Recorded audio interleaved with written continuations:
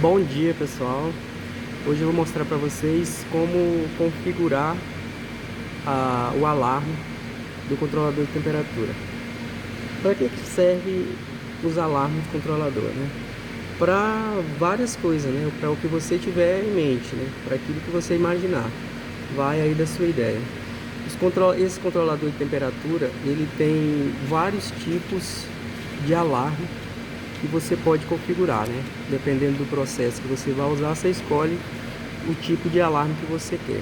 Se você olhar aqui no manual dele, ó, tem alarme não utilizado, né? Que você, quando você não quer usar, alarme absoluto de mínima, alarme absoluto de máxima, alarme absoluto de janela com indicação de alarme de janela, alarme absoluto de janela com indicação fora da janela, alarme de sensor rompido, né?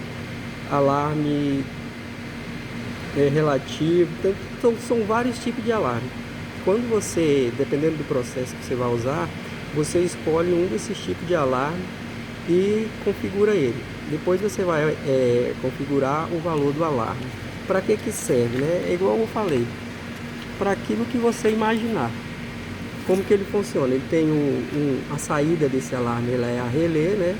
Com uma carga aí até relativamente alta, né? Mas esse é um dispositivo de controle, né? Não é um dispositivo de força. Então o ideal é que você não ligue ele direto em nenhuma carga muito alta. Por quê? Ele tem um valor, não é tão caro, né? Mas aí na faixa de uns R$ 200 mais ou menos, né?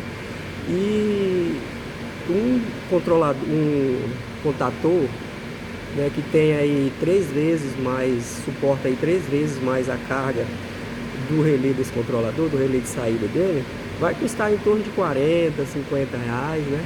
Então é viável que você use ele na bobina de um contator, né? Acionando o contator pequeno, baratinho, e não colocando uma carga muito alta na saída relé dele. Aí o contator vai acionar um ventilador, uma buzina, um alarme, seja lá o que for, né? Se você for usar só uma lâmpada, alguma coisa assim com carga baixa, você pode usar direto nele. Mas se for usar uma carga maior, né? Aí o certo é você usar um contator para não forçar o relé dele e não queimar o relé de saída dele, certo? Então, aqui, por exemplo, por que existe tanta coisa, né? São muitas opções de uso, na verdade, com um controlador desse. Por quê? Ele pode ser usado tanto para aquecimento como para refrigeração. Então, de cara, você já tem que decidir, você tem que configurar qual é o processo que ele vai fazer, para que tipo de coisa que você vai usar. Se você vai usar ele para aquecimento ou para refrigeração. Daí você vai poder escolher o sensor de entrada dele e configurar também os alarmes, né? Para dar um sinal, né, de temperatura acima do processo, ou para proteção dele também, para que desligue o motor ou o forno, alguma coisa que você estiver usando. Aqui, por exemplo, nós usamos ele em uma extrusora, né? A extrusora. Então a gente usa 2 alarmes dele, né? Ele tem 3 alarmes, esses controlador, e a gente usa 2 alarmes. Um para manter o set point estabilizado, né? Nós temos aqui 185 graus, né, de set point, e você vê que ele já está com 190. Então o que acontece? O primeiro alarme ele usa uma ventoinha, né? Dá até para ouvir aqui o barulho da ventoinha. Deixa eu mostrar aqui. Isso é uma extrusora, né? A gente trabalha com plástico, e aí ele tem essas ventoinhas aqui embaixo, ó. Quando a temperatura passa do valor do set point, uma das saídas alarme deles vai acionar aquela ventoinha que vai estabilizar o set point exatamente nos 185 graus. Então, cada zona tem um grau diferente, ó, e a primeira saída alarme é para ligar uma ventoinha e manter a temperatura estabilizada nos 185 graus, 190, e a outra saída alarme que a gente usa é para proteção dele, né? Para que quando a temperatura estiver muito acima ou muito abaixo do set point, ele desligar o motor e parar o processo. Tá certo? Então eu vou mostrar para vocês aqui como que faz para configurar os alarmes dele. Primeiro você vai apertar essa tecla aqui, né, por 5 segundos. Vai aparecer aí PASS e você vai entrar com a senha dele, né? que de fábrica ela vem 30, né? O valor de 30. Esse aqui é para você ter acesso aos parâmetros. Esse é o primeiro grupo de parâmetros, né, que a gente não vai usar. Os parâmetros de entrada. A gente vai passar nessa outra tecla aqui, a gente vai passando os grupos de parâmetros. Esse aqui é o AL1, que é o alarme, né, o primeiro alarme que a gente usa. Então a gente vê aqui, ó, que ele está configurado para HIDE, que é alarme relativo de máxima, né? Então aí a gente volta, né, e a gente vai ver aqui o AL2, que é o segundo alarme que a gente usa aqui, ó, e ele vai estar configurado em LHDI. Eu vou mostrar para vocês o que significa cada um deles aqui no manual, para vocês entenderem. Depois que vocês selecionarem aqui o tipo de alarme que vocês querem usar, vocês confirmam aqui, ó, nessa tecla, e aí é só vocês retornarem de novo, né? E aqui ele tem mais um outro alarme, ó, mas está desconfigurado, né? Porque não está usando. Se usar, ele vai estar lá no nono, que ele é não utilizado. Vocês voltam de novo e aperta por 5 segundos e ele vai retornar ao set point. Agora eu vou mostrar para vocês aqui o que significa lá aqueles alarmes lá, porque o que acontece? Eles não vão estar escritos, né? Isso aqui, por exemplo, alarme absoluto de mínima, alarme absoluto de máxima, alarme absoluto, alarme. Eles vão estar escritas essas siglas aqui, ó. Tá vendo? NONE não utilizado, né?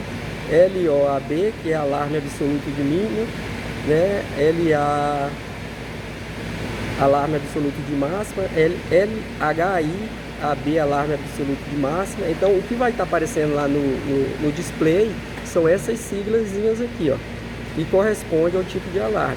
Então você vê que lá tá configurado no segundo alarme LHDI, que é alarme relativo de janela com indicação de alarme na janela. Ou seja, é um alarme que ele vai acionar quando ele sair fora da janela, né? Então o que acontece? Você vai usar o alarme que for mais viável para o seu processo. Esse alarme relativo de máxima, que é o alarme que a gente usou no primeiro alarme, ele vai acompanhando o set point. Ele é um alarme relativo, né?